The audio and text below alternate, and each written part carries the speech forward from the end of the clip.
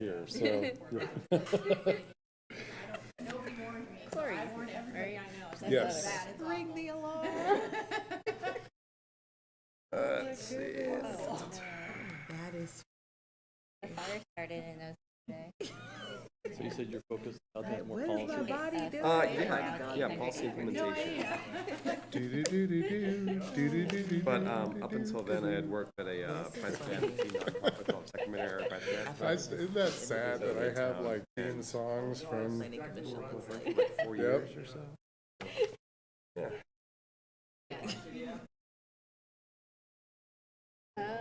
Oh wow.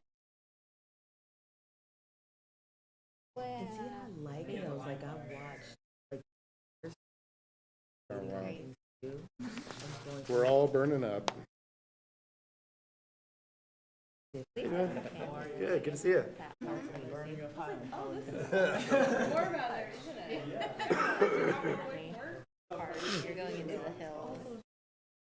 I like That's a That's different still show. a toasty walk.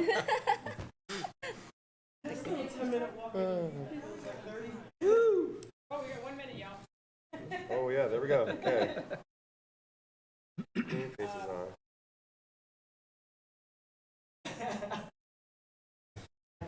Oh, that's right.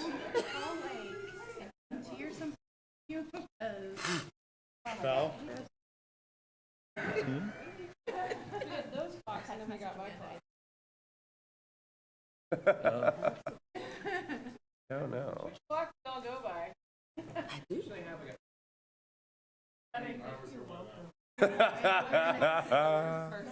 gonna skedaddle. I appreciate you. Yep. That swearing in. Oh, what? You do whatever you. You're running things, girl. Yeah,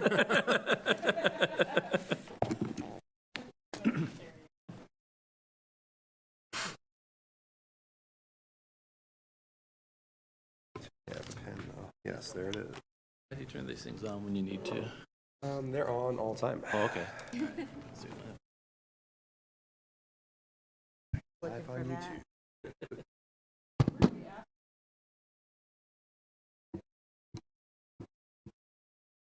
It's an early thing, isn't it?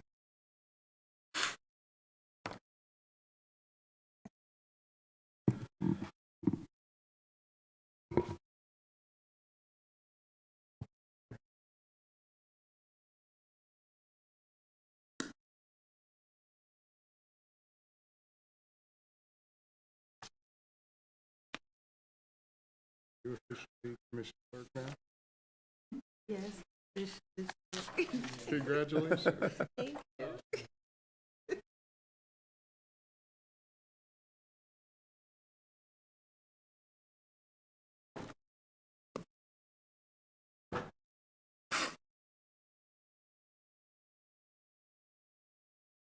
Here we go. No.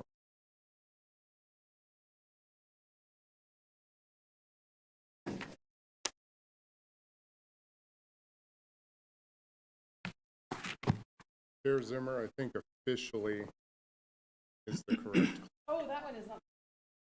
Are we ready to start? We're ready. All good. I think we're all good. We're all good? Okay, great. I call order, I believe, of the West ability.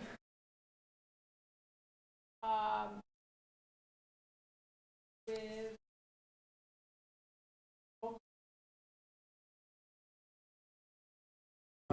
We typically will just start with the Pledge of Allegiance, and then we can move into. Yeah.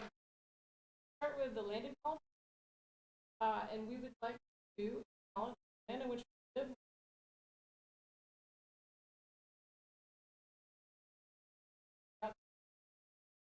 Acknowledge still exists.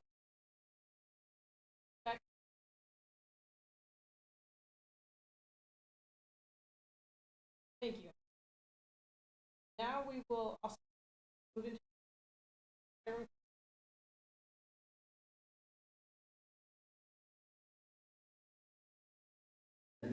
the flag of the United States of America, and to the republic for which it stands, one nation, under God, indivisible, with liberty and justice for all.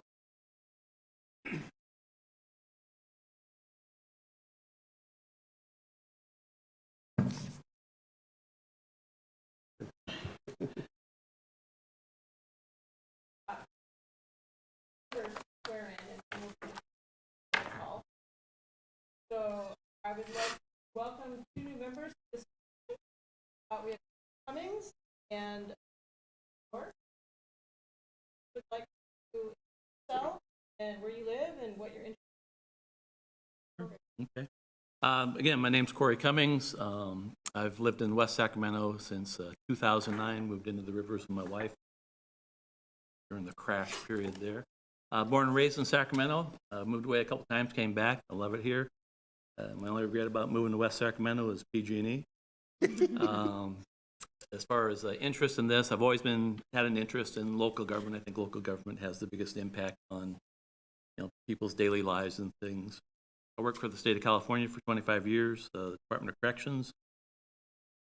When I retired as an acting chief deputy warden, I oversaw the planning, design, and activation of confined gated facilities, exclusive gated facilities, otherwise known as prisons. And that's also kind of right along the same interest, because the prison, in essence, is like a city. So I just kind of always been drawn to the concept of how cities operate and the interaction of all the different departments. I'm excited to be here. One other thing, I am a recent participant and graduate of the first Citizens Community for West Sacramento. So a wonderful experience, and this position opened up. I applied for it, so maybe that helped. I don't know, but here I am. Yeah. Thank you very much. Hello, my name is Brandon Four. I moved to West Sac in 2020. I live in the Southport area. I'm a program manager for the Governor's Office of Emergency Services, and so one of the things I do is help with recovery efforts and mitigation efforts throughout the state. And while I enjoy working for the state, I also kind of want to look at more at the local level, see how I can help my community. Really love and really grown into my neighborhood of West Sac for the last 4 years, and so just excited to be here. That's it.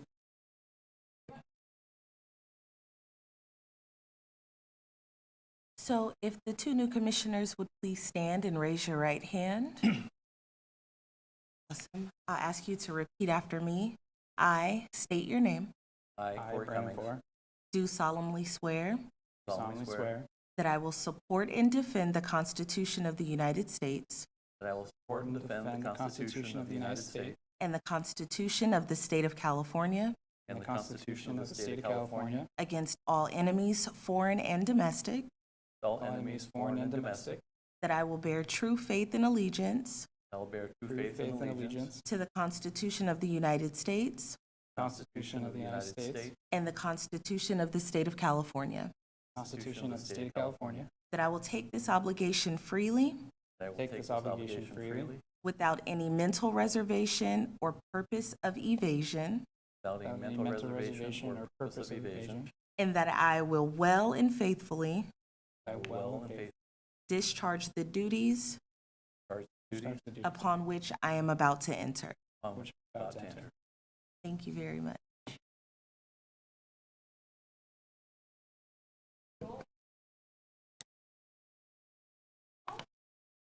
Sure, yes. Chair Zimmer.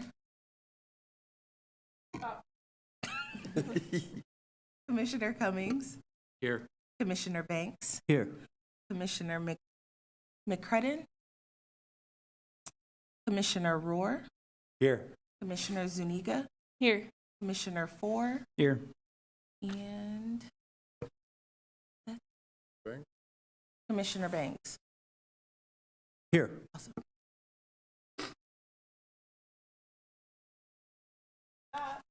Move on to the full administrative. At a public matters not on the agenda within the. Do you have any No, we, On to the regular agenda. And the regular agenda is up project.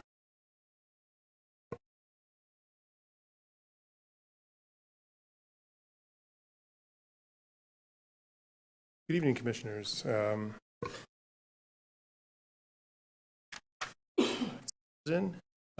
Associate Transportation Planner here for the City of West Sacramento. And I'm here tonight to share the CDD's progress toward the Vision Zero Action Plan. The city's Vision Zero effort comes from the federal Safe Streets for All program, which funds local governments' efforts to reduce fatal and serious injuries on their street networks. Vision Zero is a different approach to traffic safety. Vision Zero prioritizes reducing fatal and serious injury crashes. It designs to accommodate imperfect human behavior and to change the transportation system to reduce the potential for dangerous behavior and to enact countermeasures before crashes happen, where right now we currently react to crashes after they happen and install the improvements then. Our Vision Zero Action Plan will be a program of investments into traffic safety countermeasures that would achieve the goal of 0 deaths and serious injuries by a certain date to be determined. And I'm going to be roaring through these slides, so please let me know if you want to take a closer look at any of them, or I can go back at any time. So the plan will be finished by September of 2025. And tonight and next week, I'll be reporting back to this commission and to the city council on the crash analysis work that the team has done and the results of the community engagement, where we learned how residents and visitors think of street safety in West Sacramento. So these were the means that the Vision Zero team used to learn from the real experts in West Sacramento streets, its residents and visitors. So there were 2 pop-ups. There were tables at the Breathe Bike Fest and the Senior Resource Fair that were very productive, where the team learned what bicyclists and what older people think about street safety and their concerns.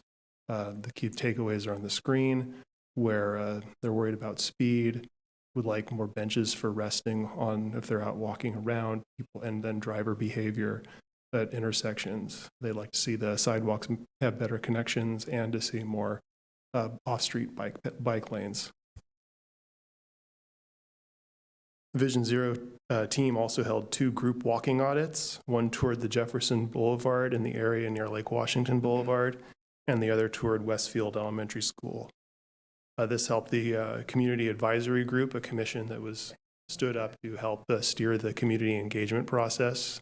It helped the Community Advisory Group and the other attendees at the walk audits share their ideas with the Vision Zero team, while also commenting on what we thought were pretty representative streets for the West Sacramento. We couldn't, of course, take a group tour of every street, so we picked these 2 spots because they represent both a major arterial network and a neighborhood street.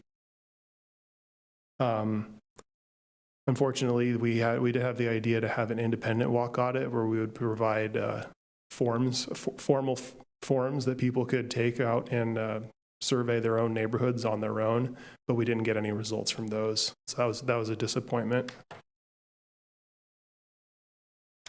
Stakeholder meetings were held to target groups that we didn't hear from in our survey. So we targeted young adults and school-age children and their families. We targeted the young adults by having a table at the West Sacramento branch campus of Sac City College, where the young adults shared with us their concerns and thoughts about street safety. And then to get the school-age kids over summer vacation, we went to the school district's National Night Out on August 6th and had a table there. The big engagement was the online survey, which was heavily promoted through the city's social media channels and also through the utility mailer. We got 491 respondents who were mostly residents, and a slim majority of them were primarily drivers, and nearly all spoke English in the home. We found that the respondents want the goal to be 0 deaths, and they want it to be as fast as possible. Nearly all the participants were most concerned about driving while impaired, people driving while on the phone, and people driving too fast. And nearly all were concerned about visibility at intersections and driveways, the quality of sidewalks and walkways, lack of street lighting, and lack of sidewalk lighting at night. Less than 20% of the respondents feel that West Sacramento streets were safe enough for their school-age kids to walk or bike on, and only 30% of the respondents felt safe crossing the street. So our participants wanted to see more biking and walking facilities, more public transit, more education and enforcement, and more traffic calming, and they want to see less dangerous driving, fewer potholes, fewer trucks and heavy vehicles on their small streets, and more light at night. So the team prepared a map of the places highlighted in the survey where the survey respondents identified as being dangerous spots in the street network. And this is survey results, not crash data. So keep that in mind as you look at this. And this map shows where the survey respondents identified near misses and unreported crashes that they had seen or experienced.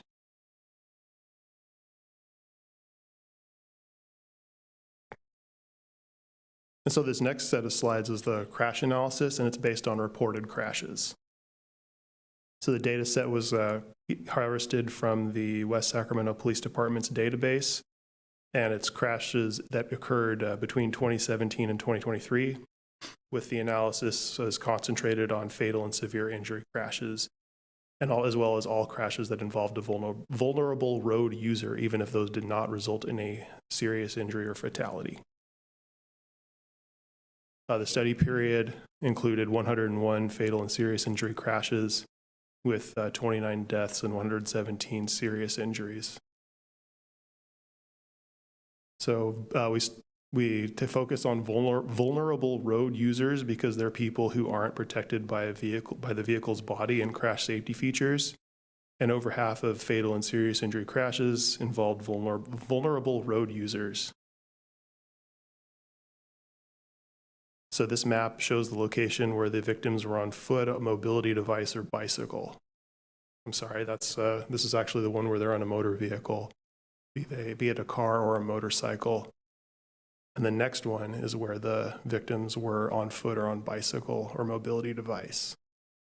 We put the vulnerable road users, the motorcyclists, in with the vehicles because they can reach vehicle speeds. So for later analysis, that's useful to put them in with the cars.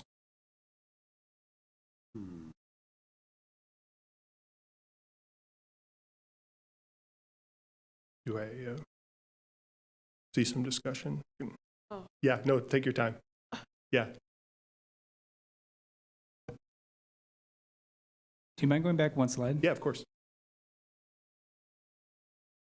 This is where the injured or killed party was in the car or a motorcycle. And later on, we'll have a big map of all the fatal serious injury crashes if you want to see both combined.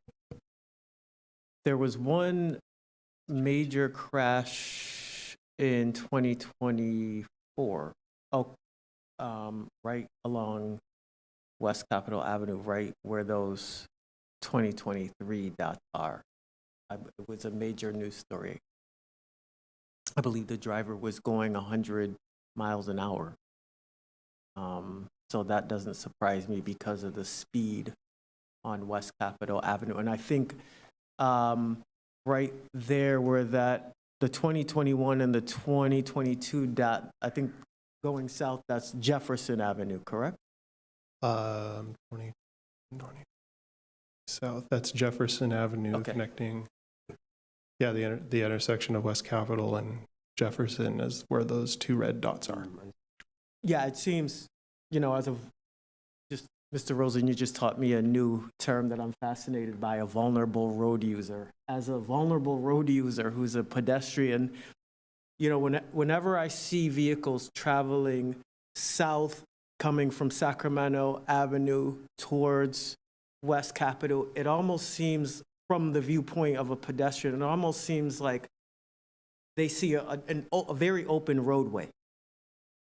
I wish there were something that could be done to narrow the roadway and calm the traffic pattern down so that the drivers don't, because so when they're driving south on Jefferson and they come to West Capitol Avenue, my perception is that they have the way the road is designed, the way it's curved, it's almost like a speedway. They want to kind of come out of the curve and then speed up. And when the light suddenly stops, it's kind of shocking to them and even to the pedestrians who are crossing from east to west on Jefferson. That is an extremely dangerous intersection. I actually avoid it as much as possible. Thank you. I wish I could zoom in a little bit. I think that's probably I would say that's the most dangerous intersection in the city. Okay. Sorry, I'm just thinking. No, that's out loud. okay. We'll get into it at the end. Where did we leave off? So, get into the victim characteristics. We found that young adults are overrepresented in crashes by a whole lot. That's why we threw in that extra targeted meeting over at the City College to see how we could reach out to them. And thankfully, we were able to at least talk to them quite a bit. We know that'll be productive in later phases. Males are also overrepresented. And we got data on the primary collision factor. Primary collision factor is where, as the reporting officer's best judgment of the primary cause of the collision, which they define as the thing, had it not occurred, there would not have been a crash. So this is the traffic officer's best judgment on the scene about what caused the crash to happen. And that can be a specific code violation, improper driving behavior, I guess when that doesn't include a code violation but wasn't the right thing to do, something other than the driver, or else if they can't figure it out, they call it unknown.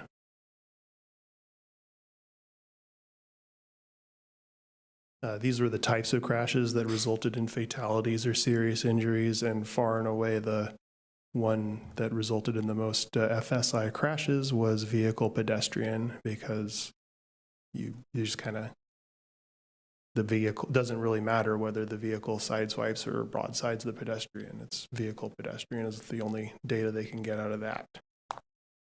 Quick question: does broadside refer to Broadside's T-bone? Yeah. Okay, cool. Thank you. So this map shows all crashes in West Sacramento during the study period. And the caption calls out the intersections and road segments where the crashes occur most frequently. This one includes the FSI crashes, minor injury crashes, and property damage only crashes, or else, I guess, not stated would include a crash where there wasn't property damage. So this is every crash that happened between 2017 and 2023 inclusive. This map shows the fatal serious injury, vulnerable road user crash locations. Although actually, no, the map does show that it does include property damage only vulnerable road user collisions as well. There's as few of those as there are. It includes it on this map. This is where bicyclists, pedestrians, and motorcyclists were struck.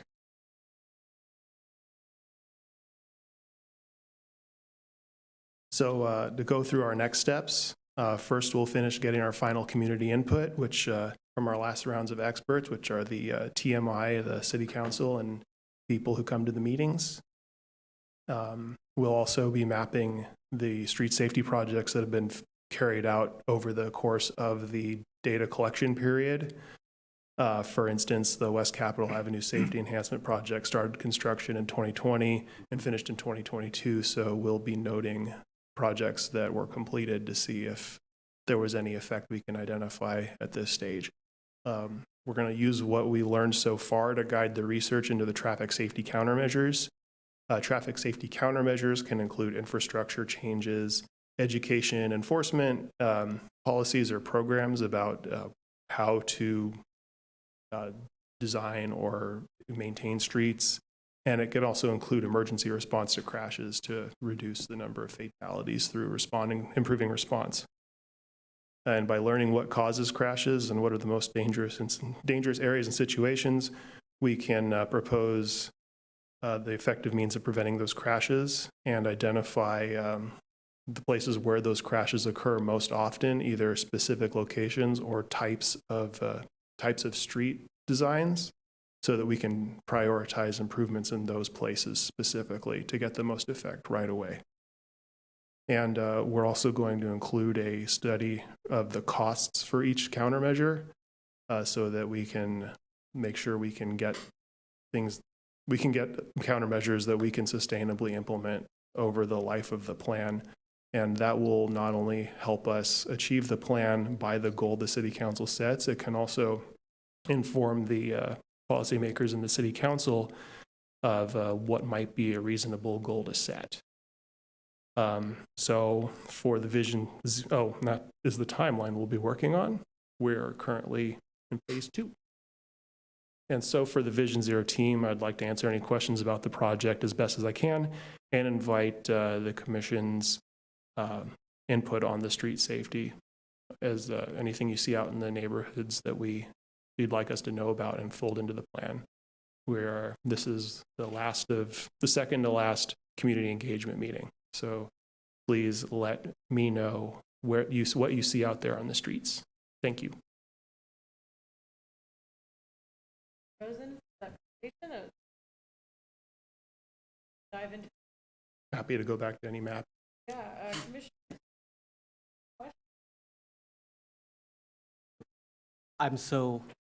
Good evening. I'm so glad that we're having this meeting because as a pedestrian and a vulnerable road user, I'm a scared pedestrian.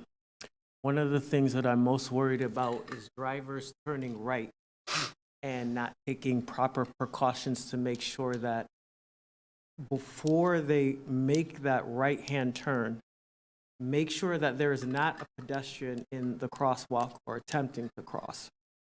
Another problem that I see is that, road users who are using the road are ignoring, for example, the pedestrian markings, for example, in front of the post office and our supermarket, Raley's. I see drivers just speeding right through them and not even attempting to slow down. I see all of our drivers driving too fast, even sometimes our VIA drivers, unfortunately. I'm sure there are way too many people driving under the influence of drugs or alcohol, especially given the proximity of Golden One Center and people coming back. And, I've seen on the news how we've done, the city has done a DUI checkpoint, so that's very encouraging. I wonder, as a question, what we're doing to educate the public, because I think there's the law enforcement part of having civil and criminal penalties, which are obviously there. Are we doing anything to educate the public? That's my first question. And 2, is there a way that we can just slow the roads down? Do a lot of our roads even need to be 45 miles an hour or 40 miles an hour? Should we have a municipal-wide speed limit of 25 miles an hour? But the other question is, would that impede goods and movement, right? Sure. So that's all I wanted to put out there for now. Thank you. Thanks.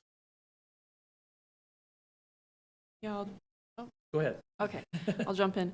Yeah, one thing I notice is if there's these 2-lane roads, like for example, Sacramento Avenue, which I know this will be changed because Sacramento Avenue is going to be switched from 2 lanes in each direction to 1 lane in each direction. I think that's going to be great for that road, because I noticed that when there's 2 lanes in each direction, people seem encouraged to speed around other cars they think are going too fast, which, yeah, I think that definitely increases the speed overall when those 2 lanes in each direction. I noticed West Capitol, I believe right here, Jefferson and West Capitol, if you keep going down the road from where we are now towards past Jefferson, just keep going, then it becomes 2 lanes, and then that becomes a speedy problem. So if we continue the 1 lane in West Capitol, I think that could help West Capitol as well. And Jefferson, I completely agree with Commissioner Banks that intersection right here is extremely speedy. I live in north part of Sacramento in the Bright neighborhood, and I'm coming down Jefferson quite a bit. Like, I like to go to the West Sac Recreation Center, and that particular intersection is where I find it kind of bottlenecks. It feels like it kind of tightens, and then it just feels like people are sort of trying to not hit each other as they're curving, going south, and then, well, coming north too. It's like that curve is, I find problematic. I think 1 lane in each direction there might be great too. Yeah, I find when there's 2 lanes in each direction in general, it just encourages people to speed around. Thanks. I guess my focus is more process than giving you specific examples. I can give an example today. I was coming down West Capitol right here, right by the Home Key project there, and I'm assuming it was one of the clients there. Just, it's a bend right there, and just stepped right out in front of me. It's just like not even looking, just going straight across the street. Anyway, luckily it wasn't another vulnerable user at the statistic. But anyway, so again, I'm more of a process guy. I went back and looked at the proposal that was submitted by Nelson Nygaard. Yeah. And in their proposal, they had a bunch of statistics which were, even though they're just off by a couple of years, are pretty radically different than what you have. Was that, are they using different data, or are we using data that's kind of consistent in this process that other cities or communities would do? I mean, or there's just not a standardized set of? Well, we're using the latest from 27 up to 2023, and they prepared their proposal back in 2022. So that's one difference. The other difference is we're taking data straight from the West Sacramento Police Department's database instead of waiting for it to be sent to not Caltrans, but the Highway Patrol, Right. loaded into Switters and then cleaned up and published by UC Berkeley.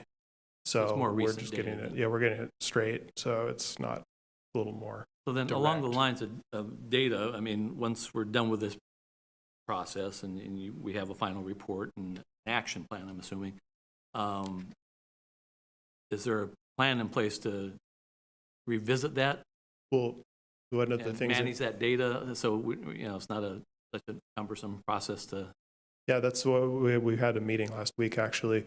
We're going to develop a data tool that we can actually host in-house, where we will take, going through into the future, we're going to use the UC Berkeley data probably. It's just a little easier to get, and keep uploading that every year as it comes out, and then also upload projects into the map that the city finishes building, or if there are citywide programs about targeted enforcement or education, we'll note the date that those were implemented, so that over the life of the plan, we can track whether crashes go down either in specific locations or citywide.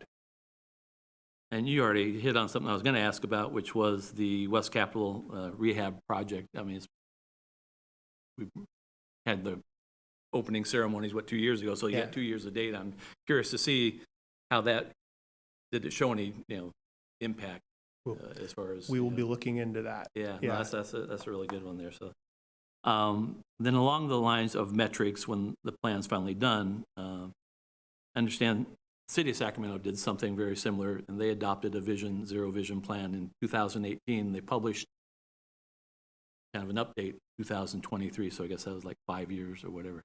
And so when I looked at that, even though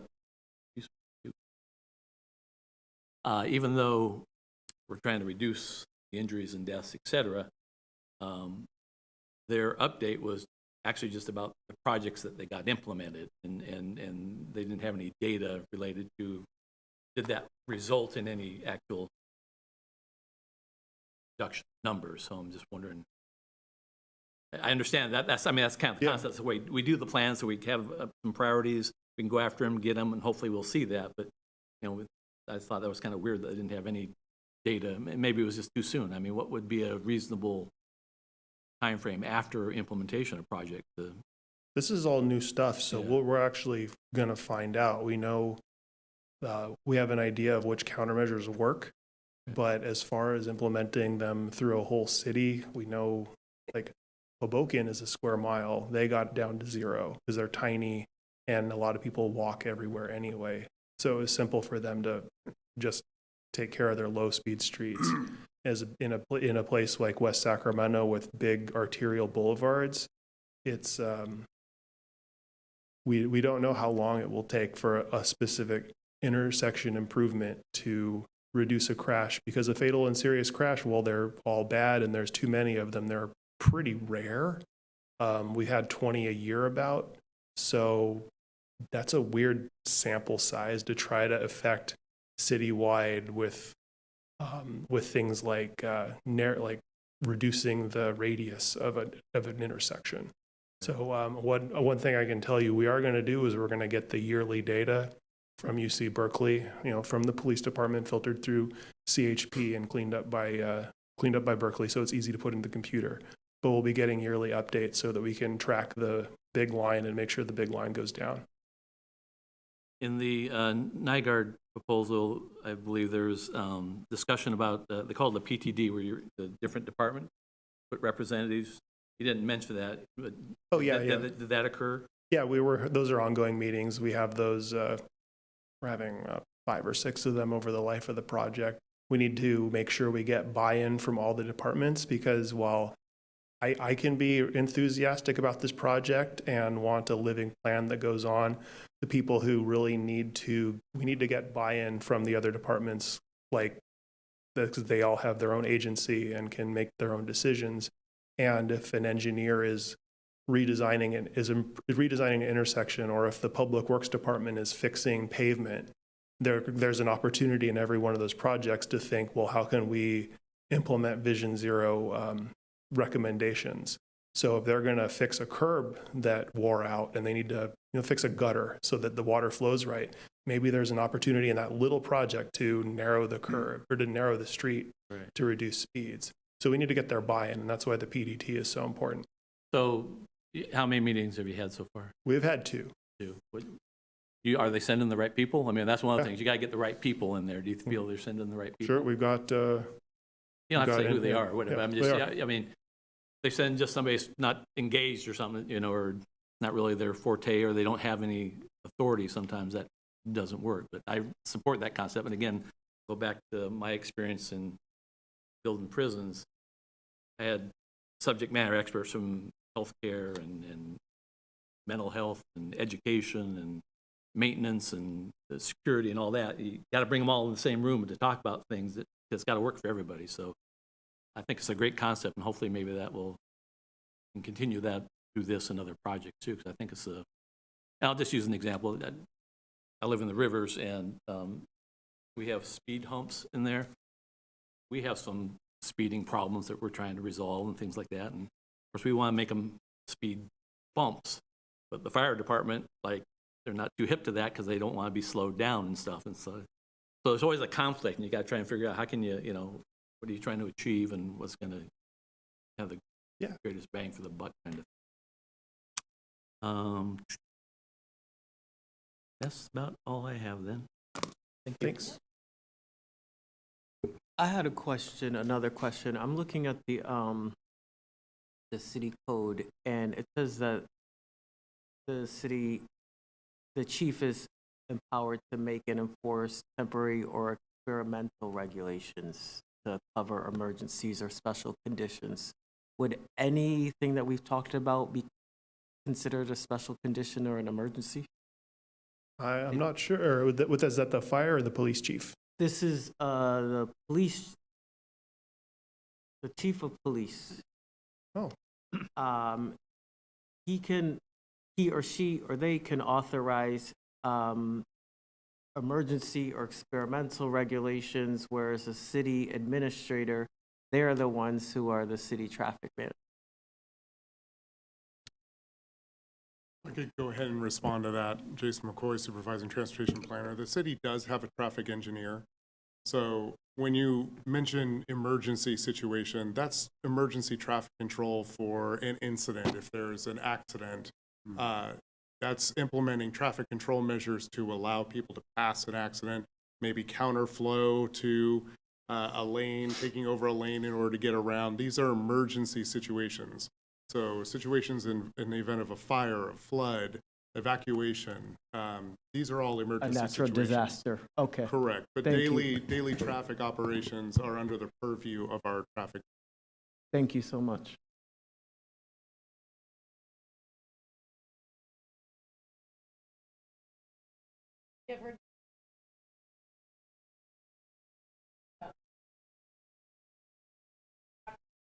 Not everyone is.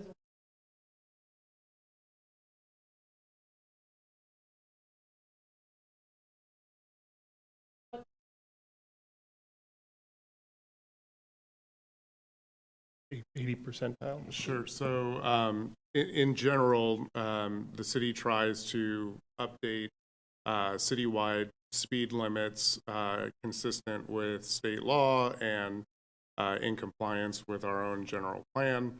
There are conditions that are required to be met when you're adjusting speed limit. Steve just mentioned 85th percentile. There, you need to go out onto the street, which we just finished doing a couple of months ago, where our engineering division went out. You conduct radar speed limit surveys to see what percentage of folks are traveling on a roadway. They take the certain range of the percentile. I believe it's 85th, but I'm not 100% sure on all of the nuances associated with that. And based on that, the speed limit of the roadway is set. Now, you can make modifications based on things like where a school is located, if there are sensitive folks around, such as assisted living facilities, that sort of thing. But those, I believe, only can be adjusted up or down by about 5 miles per hour. There's a new state law that was recently implemented that allows you to reduce down to 15 miles per hour, I believe, in some zones. But the city just conducted those surveys. So trying to, just to go back to Commissioner Warris, or Commissioner Banks' comment, in areas where we have, say, a 45 mile per hour speed limit, we would not legally be able to just implement a blanket 25 mile per hour zone. It would run contrary to state law. So we have to follow pretty closely what the regulations are on that. And then our engineering folks and our traffic engineer make adjustments based on what's needed out on the street.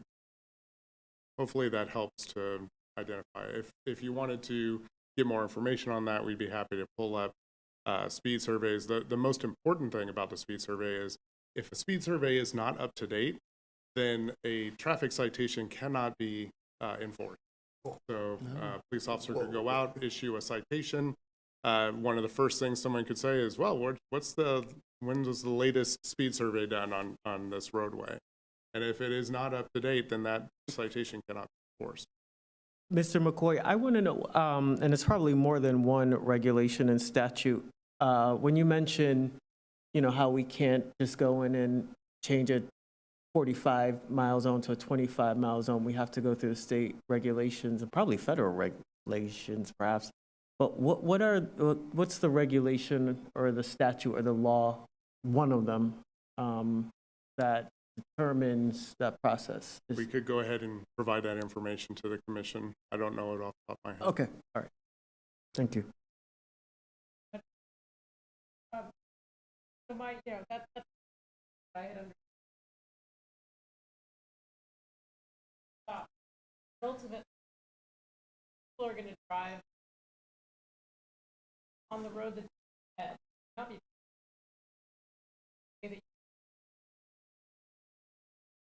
roadway up, narrow lanes, you add trees. Then, as far as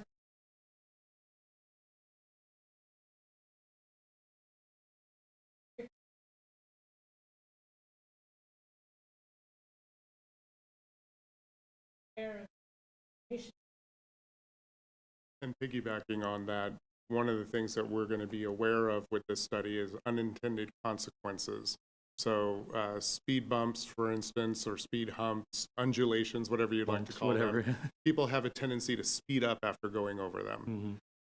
People also have a tendency to speed up and run red lights when you adjust signals so that they're constantly making you stop at every signal. You'll see people in, I cannot say whether or not the Vision Zero was not a success in Sacramento for this or not, but if you're traveling through Midtown, you may find that you have to stop at every single signal going through, and you might notice people flying through there trying to speed up so that they don't get caught in that. Yeah. So again, that's unintended consequences that we're going to be, very much aware of when implementing this plan and trying to make sure that we're not doing something that unintentionally causes a condition to get worse on the city street.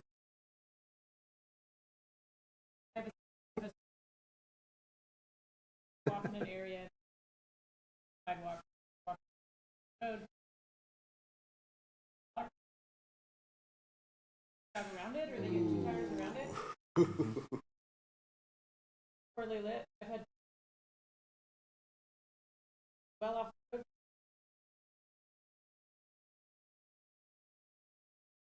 An example.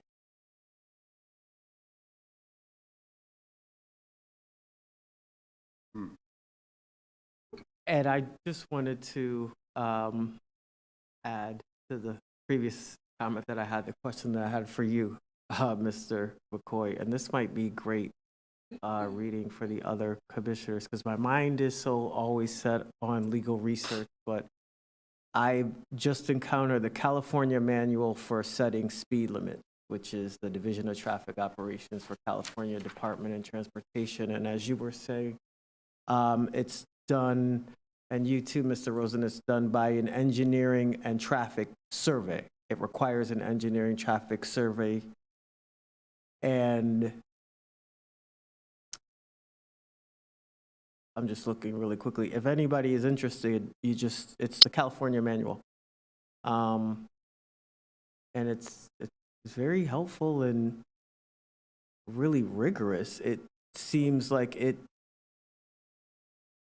is quite a long process. I'm just trying to get an idea. Do you know, in general, off the top of your head, how long such a process might take of going through the entire regulatory process of the engineering survey and all of the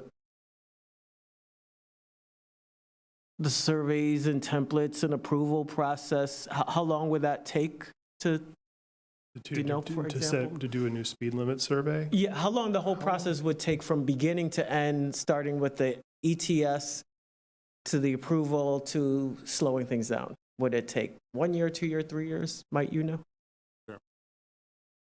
I can answer that. It takes going out and doing an actual survey, compiling the data, printing everything out, and typically we do that and send it to the police department. It can take a matter of just a week. To actually just go out and do the radar survey and print out the results. If you're talking about, though, going through and adjusting or modifying speed limits, we have to take that data, we go to City Council. It came to the TMI Commission for comment on that first. Then it went to City Council for approval. And then I believe if there's any zoning code changes, it takes 2 meetings. So it depends on how many streets that you're modifying, but in general, just a couple of months to get through the whole process. That's faster than I thought. For some reason, I thought it would take years. That was just my perception. No, I think it took in general, I can't be specific, but I know Joanna Ortiz with our engineering group was in charge of doing all those surveys, and I think it was just only a few month process to get everything compiled for a citywide update on a number of streets, and then going through and taking that through the city council and TMI. Okay, so in order to think, okay, if one were to slow down, one wanted to slow down, I'm just saying Jefferson Avenue from 40 to 35, for example, what would be the triggering process? You would have to go through and do the speed survey. The You'd speed have to survey. see what the 85th percentile was of the travelers. Is it statistically significant above or below what the percentile is?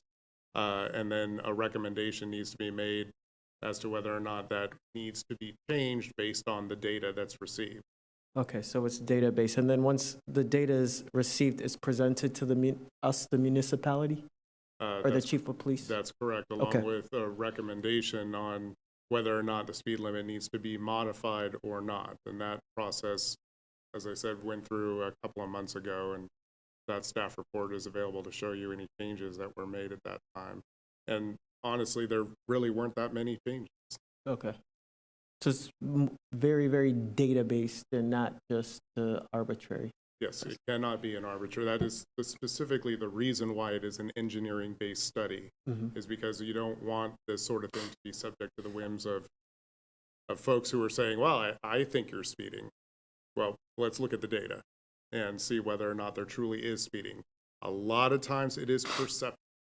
What somebody may see a car going, 40 miles per hour, one person may say, well, it looks like they're going about 30, another person could say 80. And that's why you must have an engineering-based speed survey done. Thank you. Yeah. Going back to the process again. So you're going to identify all these locations where you're going to come up with some fixes or conceptual fixes and potential costs and stuff. And you guys obviously live and breathe this kind of stuff all the time. So you must have the latest and greatest, things out there, things being tried, different approaches to, improving the safety, whether it be pedestrian, bicycle vehicles, narrowing, whatever, When was the last time we took a look at our street designs and applied what's, latest and greatest out there? That's the purpose of this project right now, is to go through, identify the specific dangerous situations, behaviors, and locations in West Sacramento, and I'm thinking come up about with for some like new countermeasures. developments. I mean, we've got to some address master them. plan communities being developed out there, and their people are out there designing based on what our standard street designs are, which I think were probably done around 2005 last time. Where the community development department is going through the standard specifications right now, in bits and starts. We've done the roads for new development so far, and now they've moved on to drainage and utilities and everything else that they need that goes into the standard specifications sheet book. So that's where they are right now. So I guess you're, The transportation street design is the first chapter, and then there's everything else that's coming after it. so they're in the process of yes. updating those based on whatever you guys as planners think safety features and. I could add to that, not necessarily just what we think, but I mean, what you, yeah. standard proven- best practices. Yeah, best practices. But also with consideration of what is our current right-of-way that we have out there. Mhm. Because understanding that if you widen a street out, for instance, it requires take of private property. Right. So we need to be cognizant that we're only doing things that are absolutely necessary. To give you a for instance on some of the things that we have changed, West Capitol Avenue is a very good example of that. Linden Road, for instance, the Linden Loop, reducing that down. There was a road diet. West Cap was a road diet. We have an application that we recently won grant funding for through the Sacramento Area Council of Governments. That's North 5th Street, north of C Street or Sac Ave. That area is currently 4 lanes. We're looking at doing a road diet there as well that we received grant funding to design a road diet in, going all the way to Fountain Drive. Okay, good.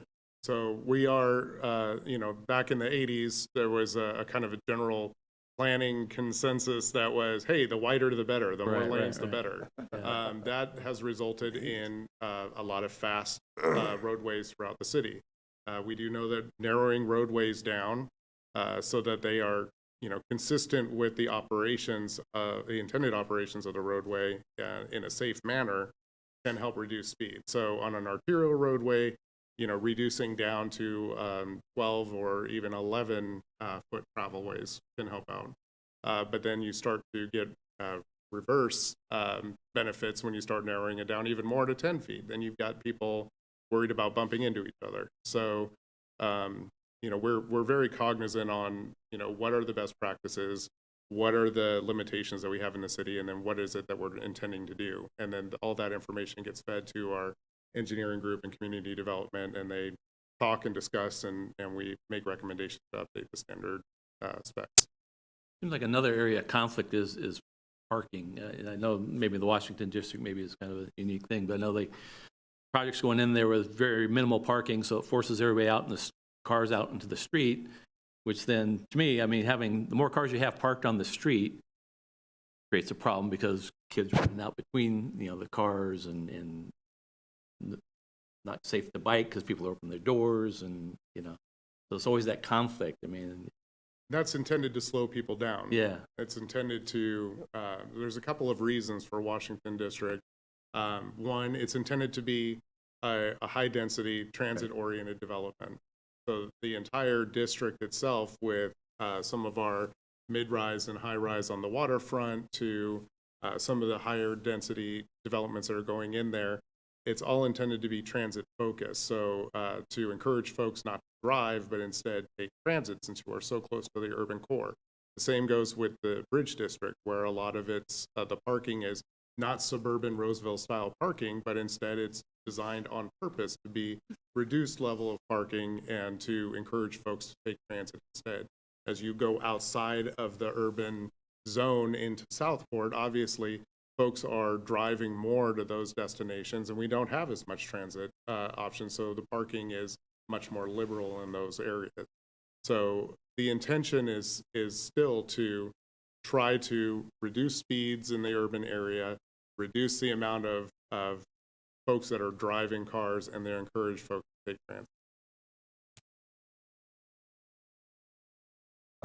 First of all, thank you very much for your work on this study, and I'd love to see that walk audits were done and that these studies of actually getting down on the ground and, feeling the wind from the cars as they go by is driving these decisions. So thank you very much for your work on that. I really do, want to make sure that our roads are usable for all users. And in all modes. And that is something that I think is a more long-term goal, for sure. But at least for pedestrians and those who are kind of more vulnerable riders, I think obviously with the exception of motorcyclists, which I believe, perceived to be, helped out as well, that trails that are actually removed from the road or separated from the road really are the #1 driver of increased safety. So I'm very, very happy to see the plans that such as the Sycamore Trail being extended and having that be just a really robust north-south corridor, and to see that that will be extended all the way out to Sacramento Avenue. I do hope that once the highway bridge is opened, that the city takes a very, very high priority in just publicizing that to one side of town to the other, because, making sure that that is not only used, but just adored by the city will, I think take a lot of those fatal incidents away from, the maps that you're putting together. And the same thing with the Clarksburg Branch Line Trail. Jefferson is rough, and it's going to take years and years of work to make it less, or more friendly to pedestrians and vulnerable users. But in the meantime, I really do appreciate the steps that the city is taking in making these alternative routes more robust and more accessible. There is a lot of, I have spoken to a lot of folks about the Sycamore Trail, and there is a lot of fear that, as soon as this is opened, it will just become a place for people to, live or set up, or just, kind of go to seed almost immediately. So I think in order to push back against that proactively and really make sure that there are events publicizing it, having city events that are drawing attention to the usefulness of those things, that can really, the more people are using these things, the more, the way it's going to make it a lot more as it was intended, as opposed to just say, well, it's open and let people figure it out. So that would be my recommendation for that, is just, pour a lot of enthusiasm and effort into those trails. I did have a quick question. You had a really great little breakdown as to what sort of vehicles were involved in these fatal crashes. And I was wondering, I don't know if you could go back to some of the things, but a huge part of our economy in West Sacramento is the large truck shipping, right? And we've had discussions previously about sort of where that large truck shipping needs to go. The South River Road, or sorry, not the South River Road, the road extending up from Sacramento Harbor northbound from Sacramento Avenue, it being not a truck route, but commonly having trucks on it. And kind of talking about how the Sacramento Avenue improvement project with the roundabouts and other things kind of made to kind of divert truck traffic more towards more appropriate roads. Is there data on whether or not commercial traffic is involved in any of these fatal crashes?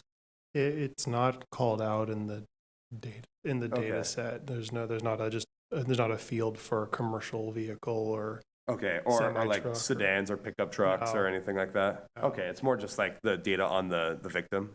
And the driver behavior, the citation. Yeah. But Okay. no. I mean, I'd be interested in kind of understanding what vehicles are kind of primarily involved in these. I would just imagine off the top of my head that the commercial vehicles, they face a lot more, I guess, kind of professional consequence for any sort of pedestrian or citizen, altercations than a private citizen. But, I don't know. It is worth it to really kind of think about where, because the shipping has to go somewhere, but routing it to where the most efficient and safest places for it to go, I think would be a very, very high priority item. And I'm really happy to see the work that's been done on both Sacramento Avenue, Capitol, and I think the one remainder now is Jefferson. So I'd love to see whatever proposals that the city has for Jefferson in the future. We were asked about Capitol Avenue earlier and what sort of changes have been seen since the improvement in 2020. I mean, I personally have seen at least 4 times as many people using bicycles on Capitol Avenue. I think that was incredible work. So, I think that there's probably going to be data coming out to support that, but just colloquially, I mean, I see it, and it really has made it better. Commissioner, we can respond to the Jefferson question. Yeah, certainly. Hi, my name is Stephanie Chan, Senior Transportation Planner with the Transportation and Mobility Division. As for Jefferson, we do have a small portion that we'll be working on soon. We received a grant from the federal government through a partnership with SACOG for the Reconnecting Communities program. And we'll be looking at the US 50 Business 80 area that connects with Jefferson Boulevard, and that kind of spaghetti of stops and interchange that is a bit difficult for folks to traverse. We're looking at how to reconnect that community, especially the disadvantaged community, to the west of Jefferson Boulevard, to the resources in the Civic Center, as well as along the Bridge District area.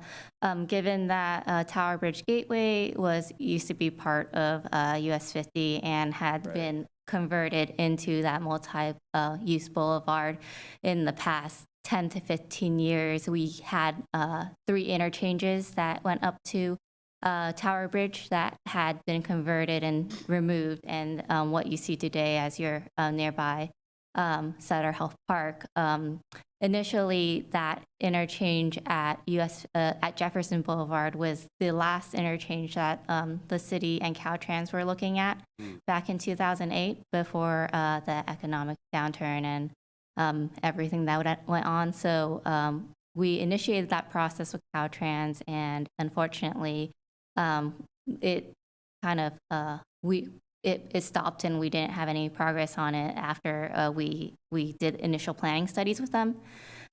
Through this grant opportunity, we're able to look at this area again and also incorporate our light rail extension and how it will play into that area, and kind of look at how we can make safety improvements for the folks to be able to traverse across our city easily. Thank you very much.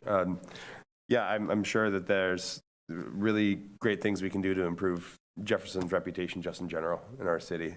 So thank you for that.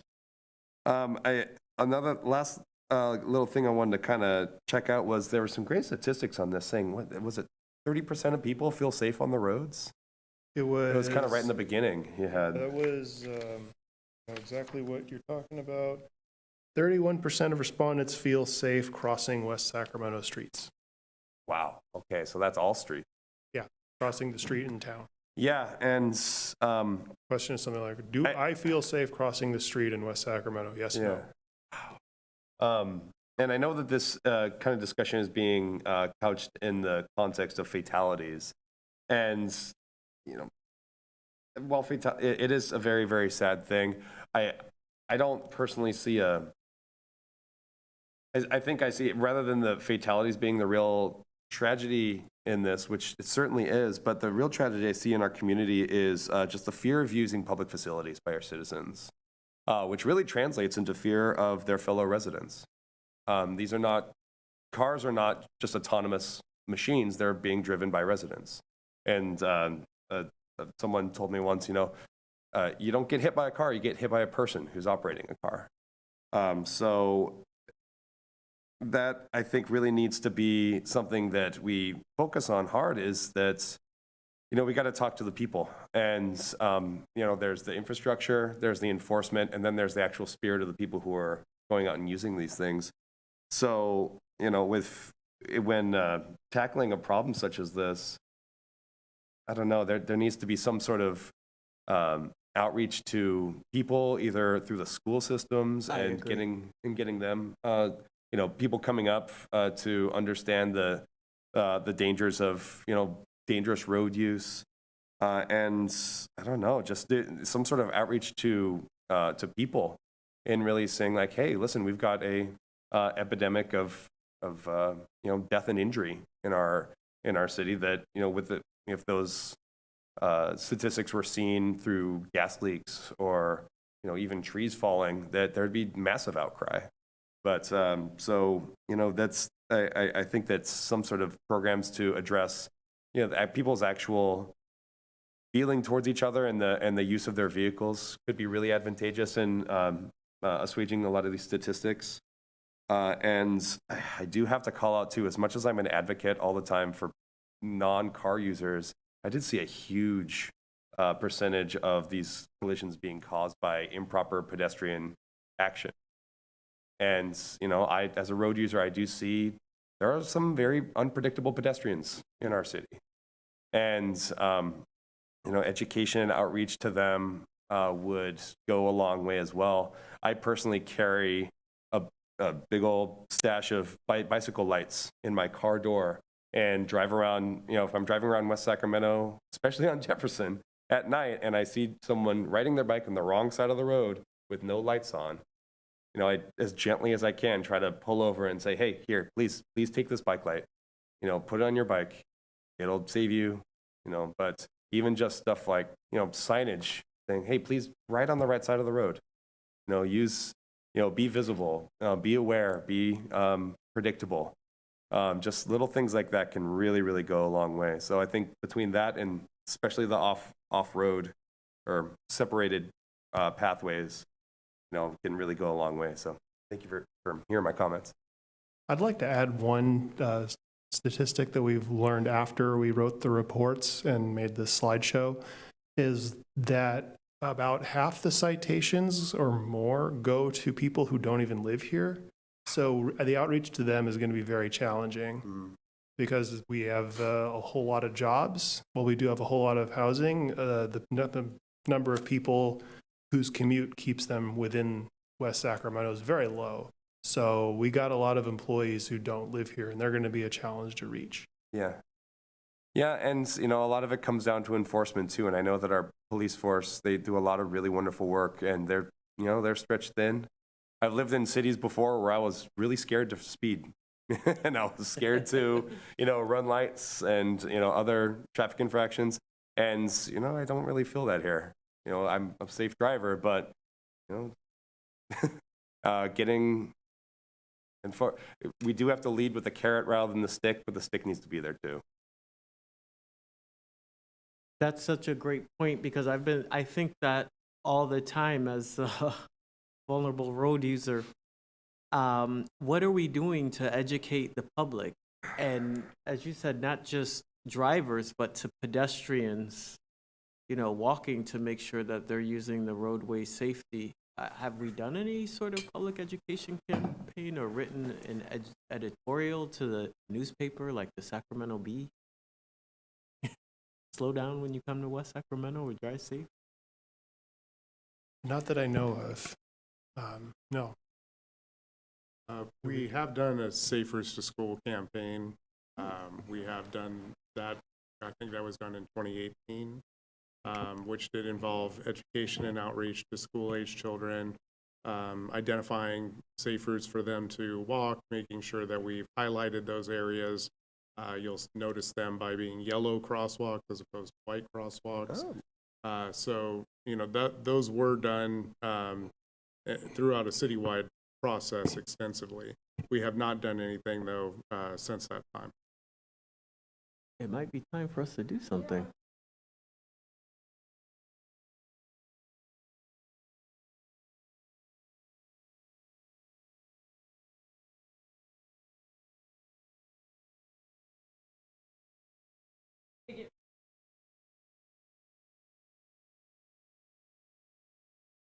Yeah, and we could even, it could be for, we could even enlist like senior citizens too, you know, elderly residents where they live, because they're very vulnerable too, because you want to make sure your grandma, abuelo is like, when they're using their walker going to, you know, Walgreens, that, you know, that they get home safe. Yep. There is work that's going to be done, which Steve can probably provide more information on the grant. We've received a lot of grants. So a grant that we received for the Bicycle Pedestrian Trails Master Plan 2035. So you may recall, just a couple meetings ago, we brought the Bike Ped Trails Master Plan update to you folks, and that was since adopted by the City Council and integrated and put online. We have received another $200,000 or $300,000. Steve, maybe you can provide more update on that. For the BPTMP update, that's about, budget for that project's going to be $350,000 or so. And it will include the safe routes for seniors element of the age-friendly action plan. The city of West Sacramento has been working on thing called the age-friendly action plan, which will make this plan how we'll develop services and infrastructure to help people who age out of full mobility and retire. So part of that is to make our streets and trails comfortable for them, because making it comfortable for them makes it better for everybody. We could all use a bench to take a break on, things like that. And of course, safe that plan crossings. it will include community engagement associated with that. But hearing what you're saying, we can continue to look for other funding for potential outreach campaign related to safe driving and walking. With that grant that's going for safe routes to seniors, is there room in that grant or plans for safe routes to schools as well? We'll have to incorporate, revisit. we're going to take the Safe Routes to Schools plan, the work that's already been done, and make sure that gets folded into the bicycle, pedestrian, and trails master plan. Cool. So we already have the recommendations. We just need to put them on the map and in the list of policies and projects that'll go in that plan. I speak to a number of parents that are involved in bike, bus, and safe routes to school programs, and I have heard that they do wish that the school district was a bit more involved and supportive financially and structurally with that. So I'm not quite sure the relationship between Washington Unified and the city of West Sac, but empowering suggesting that the Washington Unified support those programs as well, I think would go a very long way. That's kind of an observation that just made me think about it. But schools, I mean, when I went to school, didn't walk through the rain, the snow, and all that, but used to walk to school when I was in first and second grade, and it was probably a mile and a half. Now, I mean, my grandkids, they're all being, their parents, drive them there every day and pick them up. I mean, the vehicle, the whole nature of getting your kids to school has It's totally insanity. changed. I mean, It's it's utter just like, insanity. I guess nobody takes a bus anymore. I digress. Also, parents in a rush can be a little dangerous for pedestrians. And there's been issues of parents and children being struck by other parents around schools. Yep. Yeah, there's nothing more tragic than that. I want to talk a little bit more about Jefferson and what could be done for it, particularly because I'm remembering that I know Sacramento Avenue is going one lane in each direction, and I know that those roundabouts are going to be there in the future, and it's not supposed to be a truck route, Sacramento Avenue. And I remember Jefferson was supposed to be the truck route. And I know there's a lot of trucks that go up to F Street. So I'm thinking particularly of that between the freeway and to F Street, those trucks got to get over there. And I like one lane in each direction, but I'm thinking, okay, well, maybe that's not right for Jefferson, just knowing that that's a truck route. So are there other ideas that the city knows of, or things that can be done to make Jefferson safer while remaining 4 lanes total? Road diets, I know that West Capitol actually is 2 lanes in each direction, and that has a road diet. Can that be done for Jefferson? Because it's pretty narrow. I mean, it seems like you guys would have to take land from, I don't know who owns, what is that? Is that Walgreens or something right over here on the corner? That big parking lot. Oh, that's Rite Aid and Rite Aid. There's actually going to be a bowling alley and family fun center there. Well, that's on this other side. Safeway side. Yeah. She's on But other side. I'm thinking about the other Oh, side. yeah, that's Old Blue used to Walgreens. be- Pardon me. Yeah. Walgreens. Yeah, I mean, that parking lot doesn't seem like it's fully utilized, and I think, would that be a way to, expand the road a bit and maybe add in something like, I don't know, what is it that would calm people? I mean, trees in the middle of the... Oh, you're saying median, okay. I know how it curves, and that seems it just seems dangerous to me. But straightening it out, What are some ideas, do you think? That'll be the next phase of this plan, is to identify the most appropriate countermeasures that can go there. I don't know that it's required for the truck route to have more than one lane in each direction. If it's about the radiuses of the turns, so that the highway legal or the federal interstate class of trucks, the Surface Transportation Authority Act dimensions trucks can reach those terminals on F Street, at least until a point where those terminals are no longer there. Terminal is just a business that gets served by a truck. If they ever go out of business and they're not there anymore, then we don't have to worry about trucks, and we can change the street design. I don't know that it's required that there be 2 lanes in each direction, but there's a lot of things you can design, you can do with the street's design to make it appear less like a highway and to make the driver want to drive slower. And we'll, in the next phase of this plan, we'll come up with the most appropriate ones for Jefferson. If I can interrupt for a second, I just want to clarify for Sac Ave that the recommendation doesn't actually reduce it down to 1 lane in each direction. It still keeps it as 2 lanes in each direction. It feels like you're reducing lanes because the roadway width actually changes from, it's about 80 feet right now, it's going to go down to 56 feet because we're taking away like some footage of each lane to accommodate for the bike lane that is supposed to be at grade. And then we're putting in landscaping on each side, as well as putting a center landscape median and allowing like left turn pockets where feasible or where needed. But it doesn't, it's not a road diet that reduces the number of lanes in each direction. Another thing that I think might be helpful for Steve as he continues answering your questions is that I think that it's great that we have a lot of recommendations, but for today's conversation is a lot about, and discussion is a lot about presenting the existing conditions and the analysis that has been done on the on the past collisions.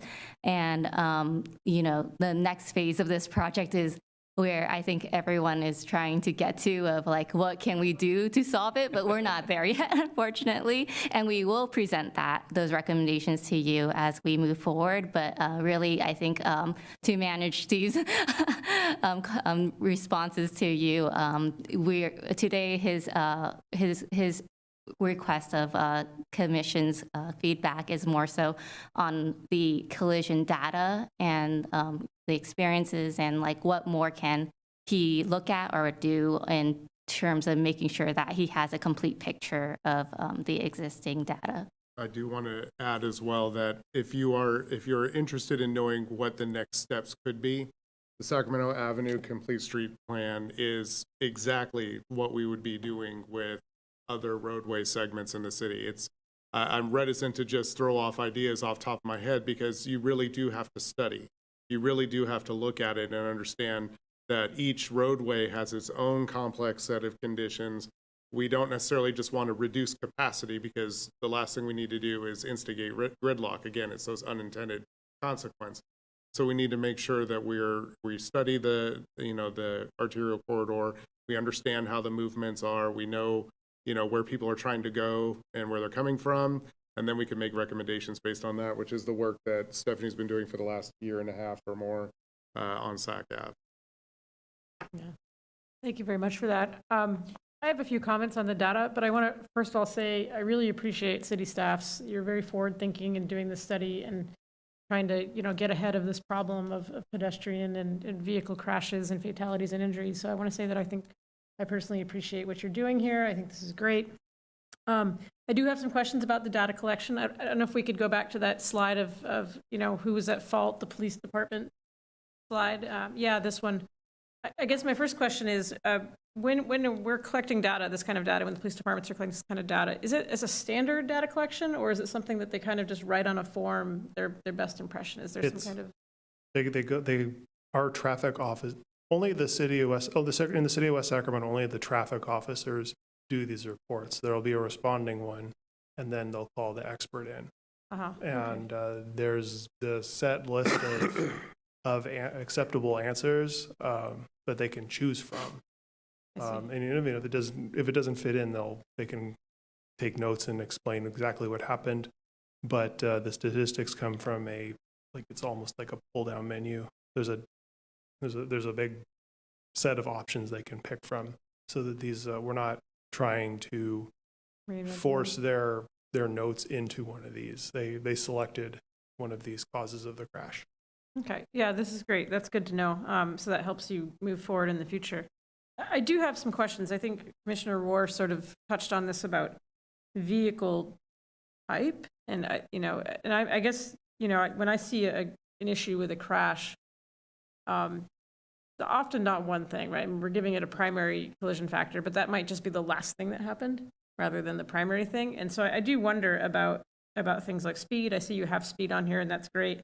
But I also wonder about, are these crashes primarily happening with vehicles that are of large size? Perhaps they have a lot of mass, they can't stop quickly, maybe their sight lines are poor. And I bring this up not because I think the city can necessarily do something about it, but there has been a discussion about, in many places, like, what really is the cause of pedestrian accidents? And is it really the behavior of either the pedestrian or the driver, or is it a systemic problem with vehicle design and road design? And I think the answer might be uncomfortable for an engineer, and I'm an engineer, that it might actually be a systemic problem with design, because there are places that maybe don't have large vehicles that have better streets, and they don't see this kind of data, and it's not because their people behave better necessarily. And I think this is exactly what you all are trying to do with your street design, and I think that's excellent that you are addressing that engineering side of things.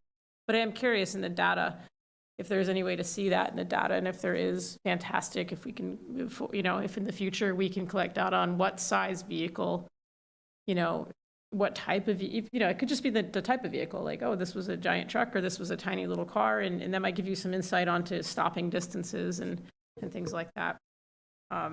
Chair Zimmer, one of the things I can speak to this just as a person who's recently hit by a car on my scooter. The accident report, the collision report that's provided by the police department does include the make, the model, the color of the vehicles that are involved. That may not necessarily just be readily available in our information, but out of the how many reports that there are, that information is there. It's just a matter of, do we have the means to farm that information? At this point, we don't have it in our scope to farm out that information. That's not to say that it wouldn't be available. So this may be something that we need to look into and figure out, how easy is it or not easy is it for us to pull that information and provide that in the future. Yeah, and it might not be anything you can do anything about anyway. But I was just curious in terms of the data collection side, looking at causes of accidents. And this is more of a, maybe a national conversation where we talk about what kinds of vehicles are we driving, and do we need to change our vehicle codes because of things like this that would help out cities like our city to be safer. I also am curious, I see pedestrian violation. And again, I do kind of sometimes feel like the pedestrian violation is just the last thing that's gone wrong. There are certainly pedestrians that don't behave appropriately around cars, but, if the infrastructure were safer, are these pedestrian violations occurring in places that don't have sidewalk? I guess this is sort of where I'm getting at it, or don't have safe infrastructure for pedestrians. Like, I live near Sacramento Avenue. I see pedestrians walking on the side of the road, no lights, or they're riding bike, wrong direction at night. And gosh, I've been through, I've driven past folks on the side of the road, and it was a little scary for me as a driver, but these are also places that don't always have sidewalk. And so I do sort of wonder if some of the pedestrian violations are actually being driven in part by infrastructure, and perhaps those particular crashes. It would be good to look at where did they actually occur? Were they occurring in a place that didn't have safe pedestrian infrastructure? Those are the sorts of questions. The project development team discussed that, and that is some amount of the pedestrian violations include walking in the street where there's no sidewalk, include crossing to get across the street because your destination is over there. Yeah. Crossing not at an intersection where there's a unpainted crosswalk, but maybe the next intersection is too far away to bother to walk. Yes. And These I are would, all, yeah, that's great. I'm glad that you are looking at that because I don't know that I would attribute that to the behavior necessarily. I would attribute that to, that's a systemic problem of, unavailability of like safe places to walk. And I think that's exactly the sort of thing that you all potentially could address, which is great. the philosophy of the safe systems approach is to design instead of demanding perfect behavior from system users, is to design the system so that it can accommodate human error that we know will happen, Yeah. and share the responsibility so that for safety, not just between the drivers or the road users who are striking or being struck, but sharing it, putting the burden on the designers of the streets and maintainers of the streets. I love that. Thank you for sharing that. That's fantastic to hear. Yeah. I think that's all I wanted to comment on, and I'm glad that we had this discussion. Are there any other comments, commissioners? Just that, since you brought it about the vehicles, I saw an article this morning about, I guess it's the National Transportation Safety Board or whatever, is looking at new rules for large SUVs where they're going to study, because so many fatalities happen that they get smacked by this large SUV and it's a head trauma on the hood, redesigning the hoods. Yeah. And also the pillars, are they a blind spot? And they're promulgating some new recommendations on that and testing, and they think they'll save like 67 lives a year or something. So that, so the large scale, what you're Yeah. saying though, it's the vehicle sometimes. Yeah. And then when you're talking about trucks and stuff, I'm reminded, my off time I do genealogy, and had a second cousin twice removed who had the notoriety of being the first vulnerable user to be killed in St. Louis in 1907. He was 11 years old at the time. He was playing tag in the street and he got hit by a car. First one in St. Louis. That year there was 4 deaths in St. Louis, and he was one of them. But there was only 1,564 vehicles registered in 1907. And this article is in 1920, and they were looking at 20 years or 13 years of data, and there was like 599 deaths, and 60% of them were jaywalking kind of situations, and I think over 50% were commercial vehicles versus personal vehicles. But again, the numbers of vehicles at that point in time, there weren't large numbers, but people just weren't used to having vehicles driving around. So just an interesting tip. Yeah, thank you. I have some comments. Sorry, I've been listening. I really appreciate all the feedback and the presentation and everything. It's been exciting to just kind of listen and kind of see how this works. Pertaining to commercial vehicles, I do want to piggyback on some of the comments that were raised. It is someone that lives in Southport, that drives Southport all the day. It is kind of a concern. It's probably the first time I've ever seen like semis running red lights a lot. It's a pretty common thing, kind of surprising, but that was just something I learned about. And then speaking on to, risks and deaths and things like that, did have a friend pass away in 2017 from getting hit on his motorcycle on Industrial Boulevard from a commercial truck. The truck driver didn't have a license, and the company got in a lot of trouble, but it was one of those things where he wasn't following the traffic signals and signs, and then the situation. So kind of piggybacks into that, traffic sign issue. And then I have seen a lot of, aggressive trucks for some reason recently. So not sure if they're just having to meet the protocols or if there's ways of moving that around, but something to kind of consider as we continue to grow that Southport region, having that influx of truck drivers there and things like that. And so I'm not sure what to do, but it's great to have the business and everything, but it is something that's a concern. And then just going kind of into just my neighborhood and area, just because I want to just kind of talk about that. For one area that, or something that's seen is, Southport, it's a lot of lights. So people are traveling fast, they're going through things. And then as soon as you kind of get to the neighborhoods, everything goes to stop signs. You got these 4-way stop signs. I'm not sure if it's kind of what you guys were looking at, where it's a lot of people new to the area, not new. So that first set of stop signs, people blow through it, get confused, don't realize it. So kind of looking at maybe when you're doing these studies of, if we have, stop lights throughout maybe kind of incorporate it through it, maybe that kind of helps people kind of slow down and stop there. There is the 2 bus connections for where the kids are with the buses come. And so yeah, it's kind of crazy seeing people fly through there when kids are trying to they're scared to go out there. That's an issue too, is the kids are scared to cross the street, then they don't want to, and then some drivers know not to let them. And so In the mornings, it creates this whole situation, so I'm not sure if lights is the option or whatever, but yeah, it's between Oakland Bay Drive, Southport, and then the other issue is Marshall Road and Southport. So those are my two things. And the last thing, kind of made a little comment about it before. It's an issue where I'm at, but just with sideshows at night and things like that, it's been kind of a common thing. I don't know if that's something that's going to reduce as law enforcement starts to track it better, but especially around those Amazon and a lot of the industrial streets and things like that. So anyway, that's my comments. Thank you. Thanks.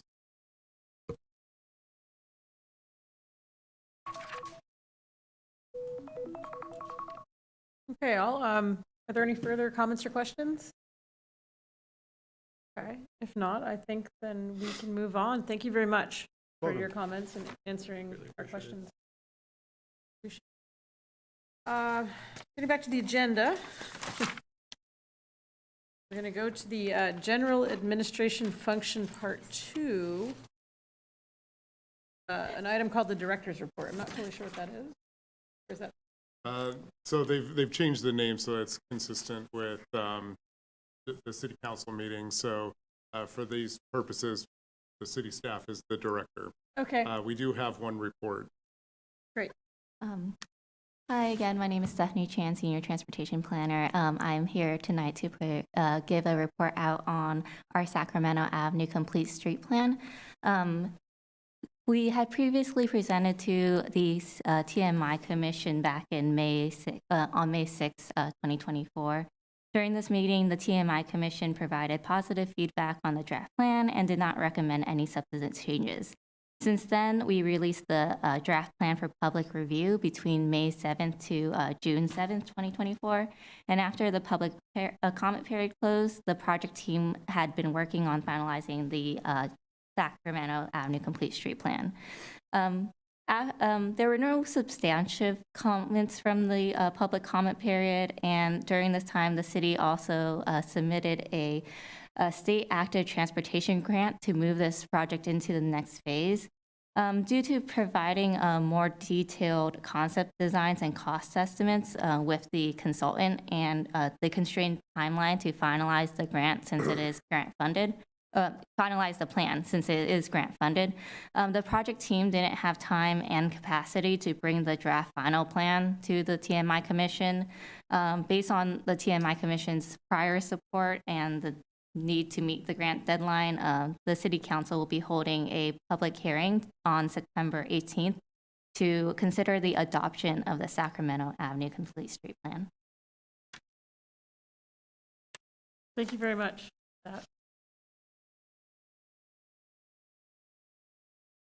Okay, we'll move on to Part B, which is the commission calendar. I believe our next meeting is in November? Madam Chair, the next meeting is supposed to be set for the 4th, which is the day before the election. We would be open to seeing whether or not it would be beneficial to push that back to the 11th, this following week. We'll leave that to you, Madam Chair, at your discretion. November 11th, I believe, is Veterans Day. I was just going to say it's a holiday. Oh, well, So it's a then that's holiday. not going to work either. No. So the next meeting after that would be the 18th. Okay. At this point, I believe that we will have a couple of items that may potentially be going. So we could tentatively set that date for the 18th, pending Clerk O'Neill seeing whether or not we have the quorum for that. I think I would support that. November 18th. And with that, I think we come to Part C, which is adjournment. I don't think we need to vote on this, so I call this meeting closed and we adjourn. That's right.